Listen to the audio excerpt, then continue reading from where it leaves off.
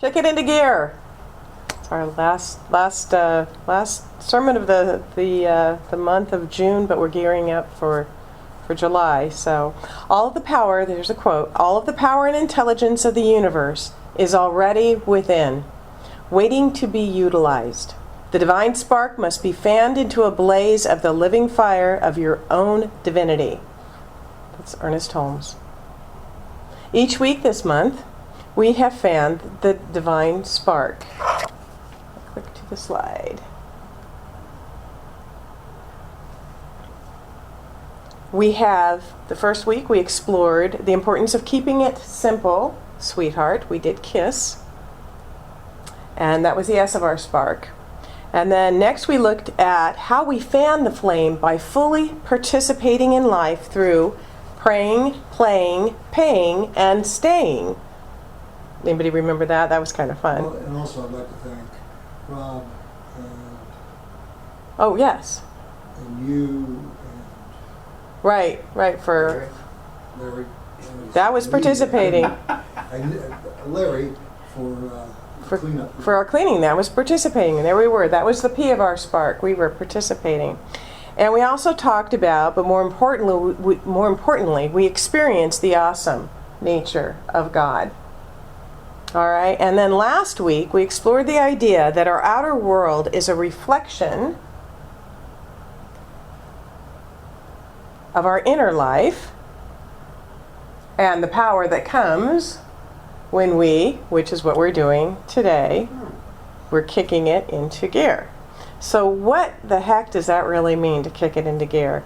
There's a key ingredient to the ability to kick it into gear and to illustrate the power and potential of this ingredient. And because this is the Sunday that we're gearing up to celebrate the 4th of July, I want to share with you a piece of American history from an unlikely source. This is Napoleon Hill's book, Think and Grow Rich. I think all of us have probably read that.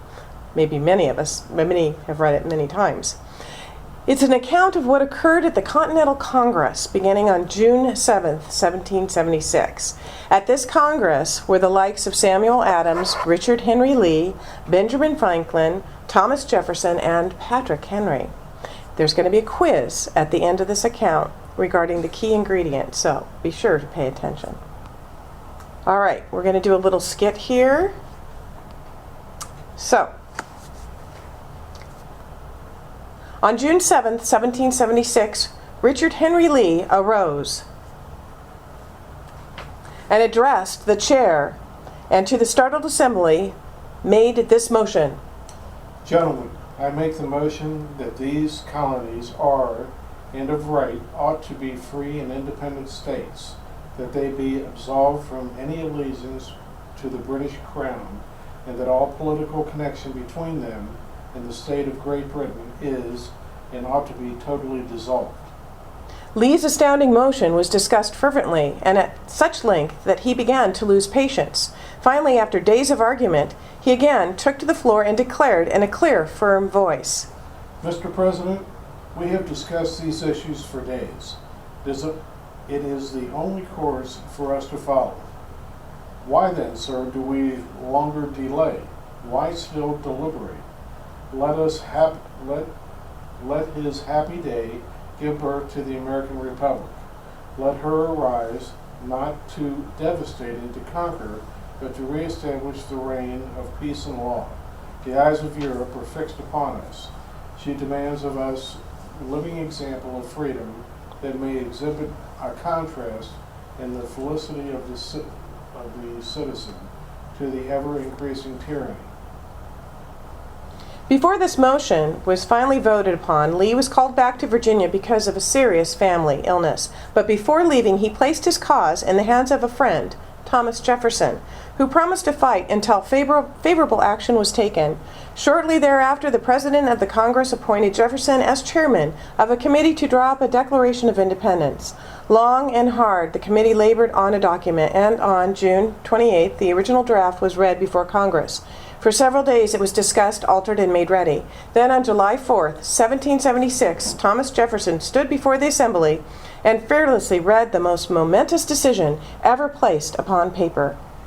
When in the course of human events it is necessary for one people to dissolve the political bonds which have connected them with another, and to assume among the powers of the earth a separate and equal station to which the laws of nature and the natures God entitled them, of decent respect to the opinions of mankind, whether they should declare the causes which impel them to the separation. We hold these truths to be self-evident, that all men are created equal, that they are endowed by their Creator with certain unalienable rights, that among these are life, liberty, and the pursuit of happiness. And so Thomas Jefferson read for the first time the Declaration of Independence. When he finished, the document was voted upon, accepted, and signed by 56 men, every one staking his own life upon the decision to write his name. Analysis of the events that led to the crafting and signing of the Declaration of Independence shows that the American nation was born of a decision created by a mastermind consisting of 56 men. Note well the fact that it was their decision that ensured the success of Washington's armies, because the spirit of that decision was in the heart of every soldier who fought with him and served as a spiritual power that recognizes no such thing as failure. By that decision came into existence a nation destined to bring to humankind forever the privilege of making decisions. And so, this is somewhat of a who's buried in Grant's tomb question, but what is the key ingredient of this morning's topic? Would be decision, making decisions, right? A decision. We kick it into gear by igniting the spark of the divine flame within by making a decision. Before we talk about what kind of a decision, I want to explore for a moment what a decision really is. The word decision comes from the Latin roots de, meaning from, and cadre, meaning to cut. Therefore, a decision means cutting from any other possibility. This is pretty strong when you think about making a decision. A true decision then means you're committed to achieving a result and then cutting yourself off from any other possibility. It's kind of like Scary. yeah, scary. That would be it. Where there's no way to go back. Those 56 men who signed our Declaration of Independence made a true decision. Many of us have actually have weak decision-making muscles. We fail to realize what it means to make a real decision, and we absolutely do not realize the powerful force a truly committed decision calls forth. This is what Walter H. Murray in his book, The Scottish Himalayan Expedition, meant when he wrote, and I have quoted this because it is so powerful: until one is committed, there is hesitancy, the chance to draw back, always ineffectiveness. Concerning all acts of initiative and creation, there is one elementary truth, the ignorance of which kills countless ideas and splendid plans, that the moment one definitely commits oneself, then providence moves too. A whole stream of events issues from the decision, raising in one's favor all manner of unforeseen incidents, meetings, and material assistance, which no man could have dreamt would have come his way. And then there's Goethe's, whatever you can do or dream you can, begin it. Boldness has genius, power, and magic in it. So let's put that into the context of our spiritual lives. What are we truly committed to spiritually? Are we committed to breaking through beliefs and perceptions that keep us playing small in the world? Are we committed to releasing anger and judgment and guilt and shame? Are we committed to evolving our own consciousness? Are we committed to supporting the evolution of the consciousness of humanity?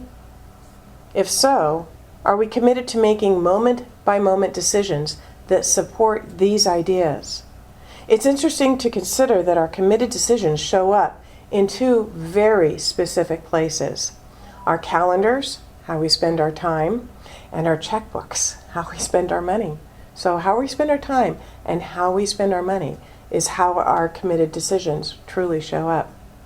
When you see a lot of times people say, well, it's my goal to purchase something, but do they ever set aside any money to purchase that? Or it's my goal to travel somewhere, but do they ever make that decision to have a dedicated account to that? They're not truly committed to that until they make the decision to really go forward with that. No matter what we say we value or even think, what we think our priorities are, we only have to look at our calendars and checkbooks to see the decisions we've made about what we truly value. I know that we often worry about whether we're making the right decision, so much so that we get paralyzed. Everyone, I think, has been in that place, and everyone knows people who are in that place, and then the decisions are made for you, right? Not making a choice is making a choice. It's true. I was thinking about the scene out of the Star Wars movie. Okay, this is the first 3 movies, the good trilogy, right? Do you remember when Luke Skywalker is just being trained in how to use the Force, how to be in harmony with the law, with his own being, accessing the power and the capacity and the brilliance that's within him, and it's within each and every one of us, right? And his instructor Yoda says, "Go with the Force, Luke. Go with the Force." Luke finally turns to Yoda and he says, "But how do I know if I'm making the right decision or the wrong decision?" And Yoda says to him, "You will know by peace and calm." And any decision you make to deepen your own spirituality, to live from a higher way of being, any decision you make that ignites the spark of the divine flame within you will bring you peace and calm, as well as an anchoredness, a centeredness, because when you make such decisions, you are at one with the laws of your own being. You're at one with the laws of your own nature. And this doesn't mean that you're always going to be 100% comfortable with your decision, because sometimes it can be a little scary. If it's a big decision, one that's causing you to stretch and to grow, there may be some trepidation, but underneath, there will be that knowing that it is right. And having said that, let me let you in on a little secret. You really can't make a wrong choice, a bad decision. Any step you take will lead you eventually to your good, because a negative experience encountered will produce the challenge in which to outgrow the kind of consciousness from which the choice was made, leading you to a higher consciousness from which more constructive steps can be taken. I think we can all look back on our lives and see where, well, that wasn't really a smart idea, but look where it led me, because I learned and I grew from that. So a wrong decision is actually the right decision at that particular time. Kind of gives you a little sigh of relief there, perhaps. Ernest Holmes in Spiritual Awareness says, "Our divine nature never deserts us. Like the prodigal son, we may wander into far countries of despair, but the divinity within us ever gently urges us back to the center of our true being. It ever reminds us of its presence. If we permit it, the spiritual self will direct our every decision with intelligence and make perfect our way before us." So we really can't get it wrong. We really can't get it wrong. That's kind of good to know.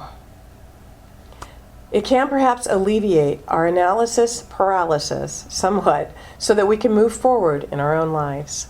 I wonder this morning if there were one committed decision that you could make that would absolutely set fire to the spark of your own divinity. Think for a moment about that. Raymond Charles Barker in The Power of Decision said, "Decision is the most important function of the individual mind. No creative process can begin until a decision is made." So what might that decision be? Are you willing to make it right here, right now? Are you willing to pledge allegiance to your own growth, your own dreams, your own divinity here, today, by making that decision? If so, if you're willing to do this, stand with me right now, and we're going to take a different pledge of allegiance. So you can repeat after me. I pledge allegiance to the God of one heart, one mind, one love. I pledge allegiance to the God of one heart, one mind, one love. And to this decision that supports my growth. And to the decision that supports my growth. One moment under God, indivisible, with peace, calm, and with power. One moment under God, indivisible, with peace, with calm, and with power. Thank you. That was very powerful. You can be seated. So we end our month with a quote we've been using just about each week. All the power and intelligence of the universe is already within, waiting to be utilized. The divine spark must be fanned into a blaze of the living fire of your own divinity. Fan the flame by keeping things simple, sweetheart. Kiss, remember, kiss.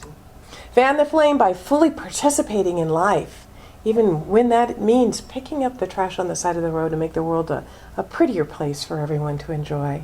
That is important. Fan the flame by experiencing the awesome nature of God. I don't know if you read the Bee this morning on the beautiful article on Yosemite. Oh my gosh, makes me want to go right up there and just experience that. Fan the flame by connecting with the jewel of the divine that you are, so that your outer world is a reflection of that. And fan the flame by kicking it into gear with the decisions that support your evolution in consciousness. And so it is.